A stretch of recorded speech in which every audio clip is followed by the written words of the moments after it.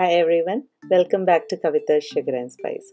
ഇന്ന് നമ്മൾ ഉണ്ടാക്കാൻ പോണത് ഒരു ബ്രൗണിയാണ്. ടൈറ്റിലിൽ കണ്ട പോലെ തന്നെ വെറും 3 ഇൻഗ്രീഡിയൻറ്റ് വെച്ചിട്ടാണ് നമ്മൾ ഈ ബ്രൗണി ഉണ്ടാക്കിയെടുക്കാൻ പോകുന്നത്. ഒട്ടും കോംപ്ലിക്കേറ്റഡ് അല്ല, വീട്ടിലത്തെ കുറച്ച് ഇൻഗ്രീഡിയൻസ് വെച്ചിട്ട് തന്നെ തയ്യാറാക്കിയെടുക്കാം. മിക്ക കുട്ടികൾക്കും വളരെ ഇഷ്ടപ്പെടുന്ന ഒരു സാധനമാണ് ബ്രൗണി. അപ്പോൾ ഇതിൻ്റെ കൂടെ ഒരു തണുത്ത ഒരു ഗ്ലാസ് പാലോ അല്ലെങ്കിൽ ഒരു സ്കൂപ്പ് ഐസ്ക്രീമോ ഒക്കെ വെച്ചിട്ട് ഇത് കഴിച്ച് നോക്കാവുന്നതാണ്. അപ്പോൾ എല്ലാവർക്കും ഈ റെസിപ്പി ഇഷ്ടപ്പെടാതിരിക്കില്ല, അത്ര എളുപ്പമാണ്. ട്രൈ ചെയ്ത് നോക്കാൻ മറക്കരുത്. നമുക്കിതെങ്ങനെയാണ് ഉണ്ടാക്കേണ്ടത് നോക്കാം. ഇതിനായിട്ട് ആദ്യം ഞാൻ 4 കപ്പ് ചോക്ലേറ്റ് കുക്കി, ഏതായാലും തരക്കടില്ല, ഏതെങ്കിലും ഒരു ചോക്ലേറ്റ് കുക്കി എടുക്കുകയാണ്. അല്ലെങ്കിൽ 2 കപ്പ് പൗഡേർഡ് കുക്കി. അപ്പോൾ അതിന് ഞാനിവിടെ ചോക്ലേറ്റ് ആനിമൽ ക്രാക്കേഴ്സാണ് യൂസ് ചെയ്തത്. അപ്പോൾ എനിക്ക് 4 കപ്പ് യൂസ് ചെയ്തപ്പോഴാണ് 2 കപ്പ് പൗഡേർഡായിട്ട് കിട്ടിയത്. അപ്പോൾ നിങ്ങൾ ഏത് കുക്കിയാണ് യൂസ് ചെയ്യുന്നതെന്ന് വെച്ചാൽ അതിനനുസരിച്ചിട്ട് ചിലപ്പോൾ 4 വേണ്ടി വരില്ല. അപ്പോൾ നോക്കിയിട്ട് ചെയ്യാം. പൊടിച്ച് കഴിയുമ്പം 2 കപ്പ് ഉണ്ടാവണം, അതാണ് അതിൻ്റെ ഒരു കണക്ക്. അപ്പോൾ അത് ഒരു ബ്ലെൻഡറിൽ ഇട്ടിട്ട് നല്ലൊരു സ്മൂത്തായിട്ട് നല്ല പൗഡറാക്കിയിട്ട് ആദ്യം നമുക്ക് പൊടിച്ചെടുക്കാം. ഞാനിവിടെ ഒരു ഫുഡ് പ്രോസസ്സറിൽ വെച്ചിട്ടാണ് ഇത് ചെയ്യുന്നത്. റെഗുലർ മിക്സിയിൽ വെച്ചിട്ടും ഇതേ പ്രോസസ്സ് ചെയ്യാവുന്നതാണ്. ഇതിവിടെ നന്നായി പൊടിഞ്ഞിട്ടുണ്ട്. ഇതിലേക്ക് നമുക്ക് 1 ടീസ്പൂൺ ബേക്കിംഗ് പൗഡർ ചേർത്തിട്ട് ഒന്നുകൂടി ഒന്ന് മിക്സ് ചെയ്തെടുക്കാം, നന്നായിട്ടൊന്ന് ബ്ലെൻഡിനാവാനായിട്ടാണ്. അതിനുശേഷം നമുക്ക് ആവശ്യമുള്ളത് 1 കപ്പ് ഇളം ചൂടുള്ള പാലാണ്. ഞാനിവിടെ ഹോൾ മിൽക്ക് തന്നെയാണ് എടുത്തിരിക്കുന്നത്. അപ്പോൾ ഇത് നമുക്കിതിലേക്ക് കുറച്ചായിട്ട് ആഡ് ചെയ്ത് കൊടുക്കാം.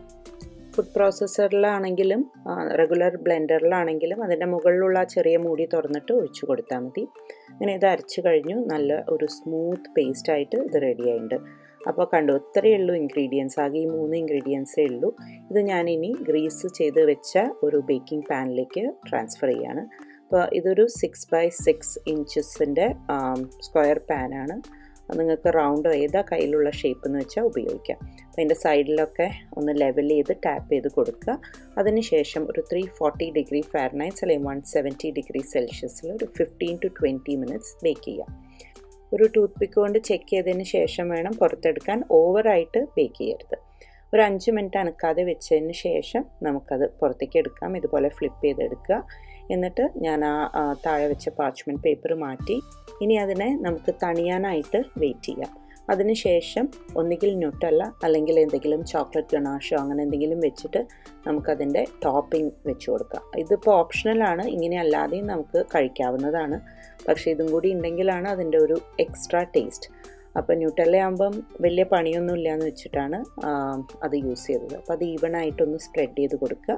അതിനുശേഷം അതിൻ്റെ 4 സൈഡ്സും ഒന്ന് നീറ്റായിട്ട് കട്ട് ചെയ്യുക. ഇത് ഓപ്ഷണലാണ്, നിർബന്ധമൊന്നുമില്ല. അപ്പോൾ ഒരു ഭംഗിക്ക് വേണ്ടിയിട്ട് മാത്രം ചെയ്യുന്നതാണ്.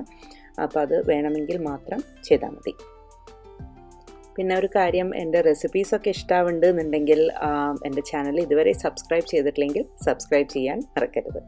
അങ്ങനെ നമ്മളിവിടെ സൈഡൊക്കെ കട്ട് ചെയ്തു. നമ്മുടെ അടിപൊളി ബ്രൗണി ഇവിടെ റെഡി ആയിട്ടുണ്ട്. നമുക്കിത് ഇനിയൊന്ന് മുറിച്ച് നോക്കാം.